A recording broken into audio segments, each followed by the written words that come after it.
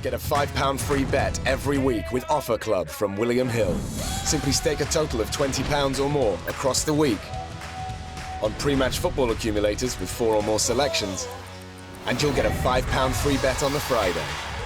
Join William Hill Offer Club on mobile or online now.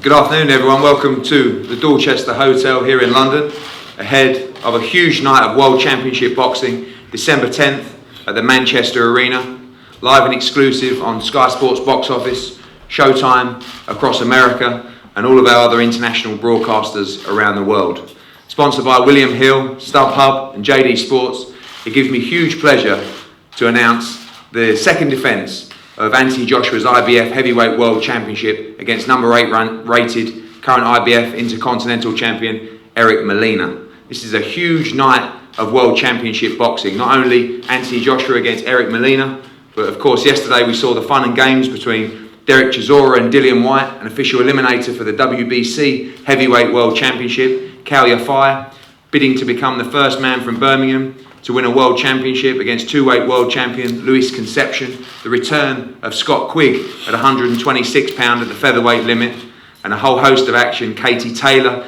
making her second appearance, Luis Ortiz, the heavyweight as well, and a fantastic British light heavyweight championship fight between Frank Buglioni and champion Jose Burton. We're going to talk more on the fight shortly and hear from all the members across the table, but for right now, we're going to go from Andy Burton for Sky Sports News for some live questions. Yeah, gentlemen, we are live on Sky Sports News HQ today, so just a reminder to keep the language in check, which I'm sure won't be a problem from both of you guys. Anthony, it's the first time that we've seen you in the ring, as Eddie just said, since that defence against Dominic Brazil. So you've had a good break. Relatively speaking, it's a long break for you in terms of inactivity. Do you come into this refreshed, or is there a danger that you're perhaps a little rusty? I wouldn't say rusty. I'd definitely say, I'm not going to say camp is smooth, I've had the greatest camp ever, because it's always tough. It's always, exhausting on the body, but a break is needed. I live in the gym. That's what I've been doing since I was 18, and I haven't taken my foot off the gas pedal.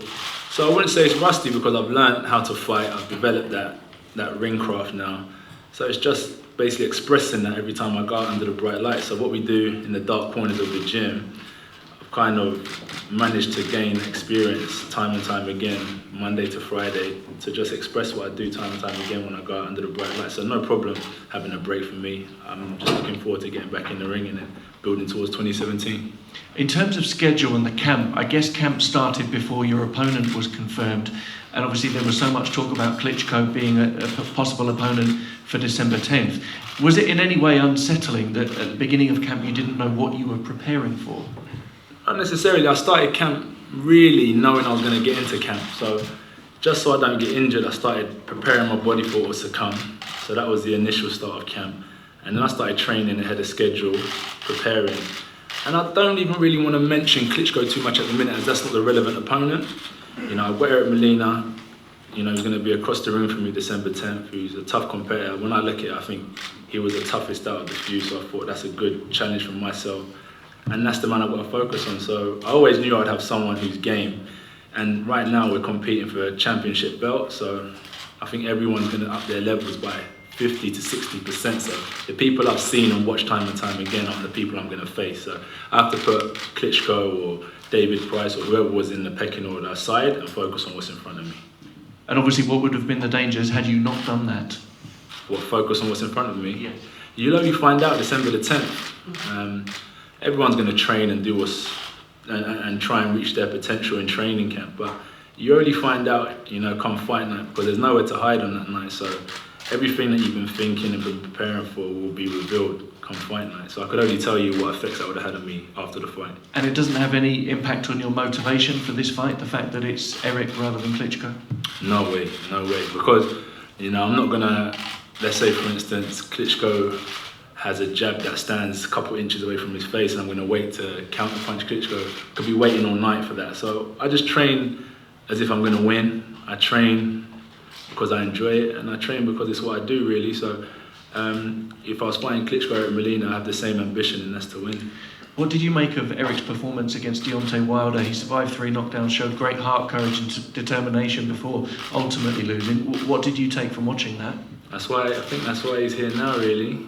You know, great fighter. It takes massive courage to step into that ring, and I think Deontay Wilder is supposed to be known as like a one-punch knockout artist, and he stood up to a lot of his punches. So it shows that this man's here to try and push the champions to their limits and try and take what they've worked hard for.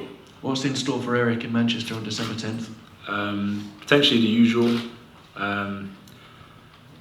combinations and a good night of boxing. Eric, welcome to London, welcome to England. Big night on December 10th. Anthony's opponents usually come to these press conferences but also these fights with a dream. They end up on their back. Why will that not happen to you? Well, first of all, want to thank everybody for coming out here. It's me and my guys, we just settled in. And I've been in these fights before, you know what I mean? And I have no amateur experience, number one. And I'm learning on the job. But one thing you could look at the job I've been doing, and it's been getting better every fight. The Deontay Wilder fight, I fought 5 rounds. I don't know if Anthony knows, I fought 5 rounds with a busted ankle. So everything you saw in that fight was done on one ankle. So, that's the type of fight that I'm coming in to give this young man here. I'm gonna fight with everything that I got. If I'm hurt, if I'm conscious, I'm coming to fight. And I know that I could win the fight with one punch at any given moment. And that's the heavyweight game. That's why we're all here. That's why you guys are so excited about this young man, because it's the heavyweight division and anything could happen in any second. Anthony Joshua knocks people out, he hurts people. Are you not taking a massive risk with your own personal safety, learning on the job against a guy with his punch power? That's part of the heavyweight game. When you look up and down the lineup, you look up and down the IBF rankings, I knew this fight was coming my way because I know nobody wants to fight this guy. Let's be real here. All you guys, you guys want to call Klitschko, you guys want to call these other guys. They don't want to fight him. They don't want to fight. They rather go fight other people. They rather go fight for the other belts than to go through this man right here. You're looking at somebody that's sitting here that has been in these fights. I've been in with Wilder. Nobody wants to get in with Wilder. Nobody wants to get in with him. I'm here willing. Because he's got something that I want, and I don't have the option to go in any other direction. I got to go through men like him, and that's what I'm here to do, and I'm here to give everything that I got to take that belt. So what's he got in store December 10th? He's going to have the toughest fight of his career. That's a guarantee. Thank you. Eddie, one last question for you just while we're live, please. Can you confirm, is it right that Klitschko is planning or possibly going to come to Manchester on December 10th? Is he going to be there? Yeah, he'll be ringside. I mean, away from the focus of these guys, I think it's disrespectful to talk about Klitschko when Anthony's got to come for Eric Molina, and it's wrong to talk about Klitschko when Anthony Joshua's got, I believe, the toughest fight of his career to date on December the 10th. Klitschko will be there, we'll work behind the scenes, and of course we've got a plan for Anthony Joshua's future beyond Eric Molina, but he's got the toughest job to do, which is to be triumphant on December the 10th. Gentlemen, thank you. Thank you very much. Now we're going to pass over, as always, our exclusive broadcast partners, Sky Sports, do such a fantastic job. They give us the platform to grow UK talent. In a couple of weeks' time, we've got the debut of Katie Taylor on November the 26th at Wembley Arena. I'm so excited about that. And next week, we promote our first international show in Monaco with a fantastic card. Luis Ortiz against Malik Scott, Martin Murray against Dmitry Chudanov, Jamie McDonald defending his world crown against Liborio Solis, and a fantastic fight between the world champion Jason Sosa and Stephen Smith. We wouldn't be able to do this without the support of Sky Sports, and I'm going to pass over to the head of boxing, Adam Smith. Thanks, Eddie. Yeah, very excited about all of those big nights coming up. Katie Taylor turning pro November the 26th especially. I think that's terrific. Monaco is going to be fantastic. We've had great shows on Sky Sports already this year, the likes of Tony Bellew and Anthony Croller, of course, and the big Birmingham show, which was terrific from top to bottom. But one guy we've missed AJ, haven't we? He hasn't fought since June. It's the longest time out as a pro. I know he's been itching to get back in the ring, and we want to see him defending his IBF title against a real tough guy in Eric Molina. You know, we watched that Deontay Wilder fight.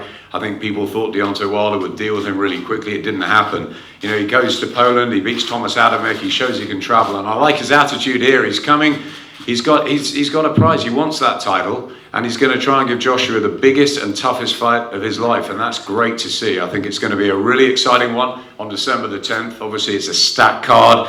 Dylan White and Derek Chisora, they love each other, don't they? We've got that. We've got Kaliafai going for a world title. I believe in Kaliafai. I think he's a terrific talent.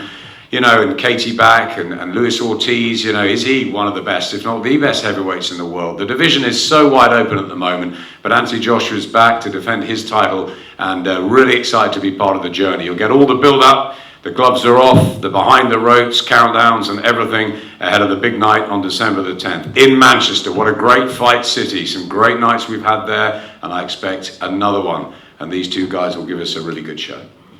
Thank you, Adam. Pass over to Team Molina right now, and I'm going to hear from Roberto Zapata from the training team of Eric Molina. Roberto, I've seen the stuff on social media. You guys seem to have a real close-knit team over there and all working in unity to try and become the heavyweight world champion on December 10th.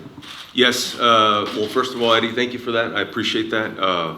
First, I want to thank Sky Sports, Showtime, Don King Productions, for everyone involved for putting this together, Eddie, on such short notice. And as soon as we got wind of the situation, we just pretty much started getting prepared, even without knowing.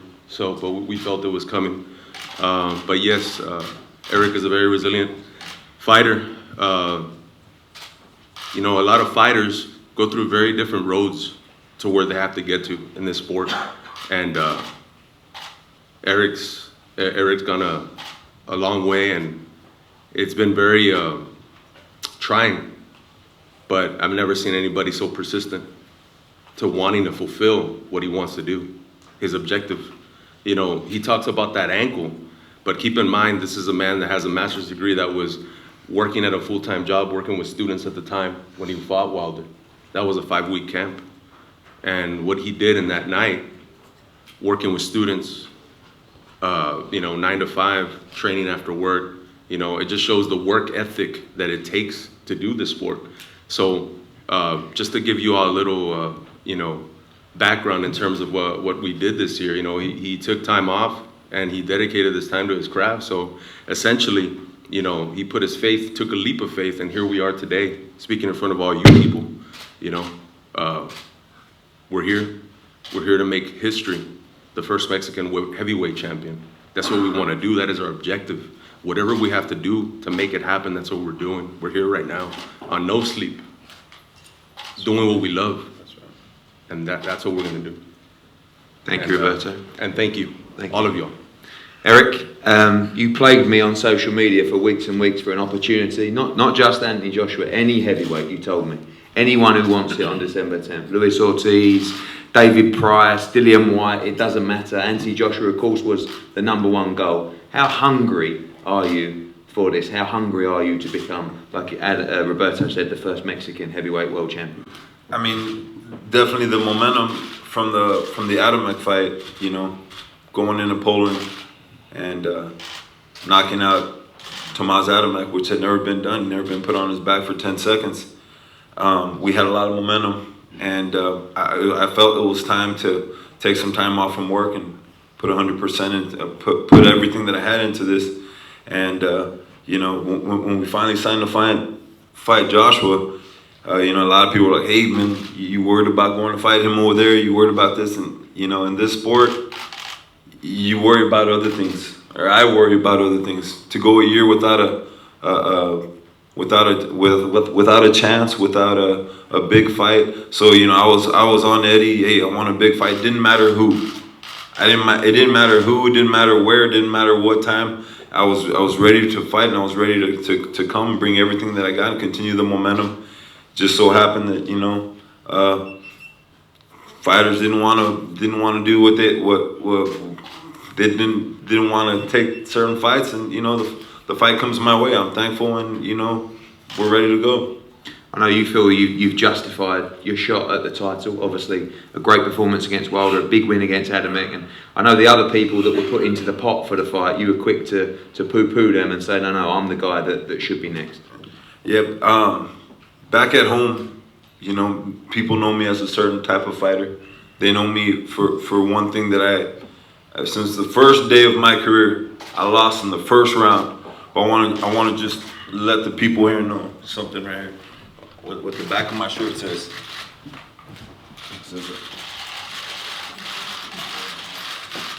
It says the art of bouncing back. Okay, it's not just words. In this game, boxing is the most brutal sport when it comes to bouncing back. Once you lose, everybody's gone. They're all gone from your sight. In this game, you know, it's more than to say, hey, I'm gonna bounce back. There's some fighters out here, you know, that want to bounce back, that want to say they want certain fights. Put yourself in a spot to do it.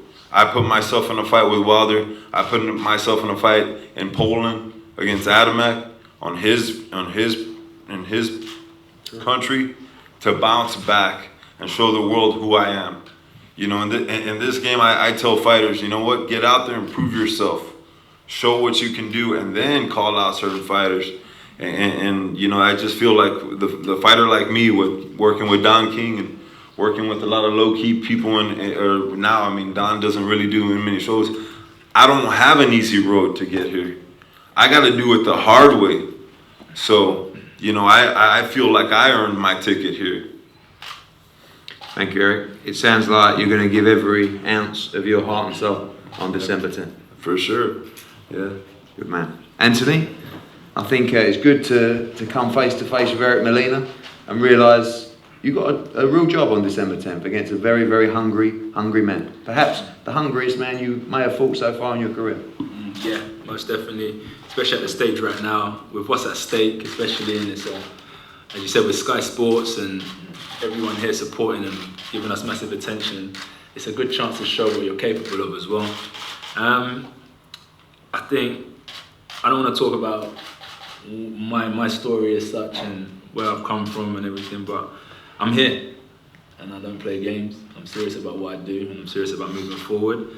And it's hard because sometimes I don't come here with a script. You know, all I can do is speak from the heart, and I just look forward to just competing and showing what I'm capable of, and that's what it comes down to. And the best man will walk away. And I said it before, whatever Eric's destiny is, will be shown December 10th. If his destiny is to become the heavyweight champion, so be it. My destiny is to continue on the route I am, on a dominant performance, and that's just how it goes in my head. So I wish him and his team the best of luck, and I appreciate everyone out here supporting. From the top to the bottom of the show, you know, the whole undercard, it will be an explosive night of boxing. Obviously, the heavyweight world has been blown apart in the last probably 4 to 6 weeks. So much has been going on, and I've tried to keep you in the loop, but a lot of it has been happening behind closed doors. But really, you're a fighter that you don't even really want to know about it. You just stick in the gym and you know, you get the call and the team will decide, and you're quite happy doing your own thing and letting the whole path unfold in front of you naturally. Yeah, like, because I don't really get involved in other people's issues and business and what people have got to say, because it wasn't so long ago when no one cared what I was doing anyway. So that's why I don't really have to prove myself to anyone except for myself. So I don't really entertain much else than what me and my circle have got going on and what we're trying to achieve. And yeah, so there's so much going on. The division's been blown wide open, but people have been saying that since 2011, 2012. You know, the division's wide open, and they'll forever sing that until, you said, a true dominant force like the days of Tyson's and Holyfield's come back and they like the division. And it's not so much about the name brands and the hype. I think it's about people like Eric that are saying they're coming with 100% heart. It's not about hype. You know, this is a gladiatorial sport, and we come together and put. And you know, recently there's people that have been brain damaged and passed away in the ring. So put our lives on the line. So forget the hype. We're coming together and we're just trying to bring boxing back to where it was. And finally, away from the Lions Den, as it's called at the O2, up to Manchester. Yeah. Incredible pre-sales, sold out yesterday within 11 minutes. The general sale today, I think we sold 15,000 tickets in just 5 minutes. huge support for you and a chance for you to go north and take this show on the road up in Manchester. Yeah, it seems that the product don't fail us, so we're on the roll. I think it gives people an opportunity to get out of a little weekend away. Manchester's a beautiful place, and I think it should be good. I think it should be entertaining, but I'm there to provide entertainment, so I've got a job at hand first and foremost before I start celebrating.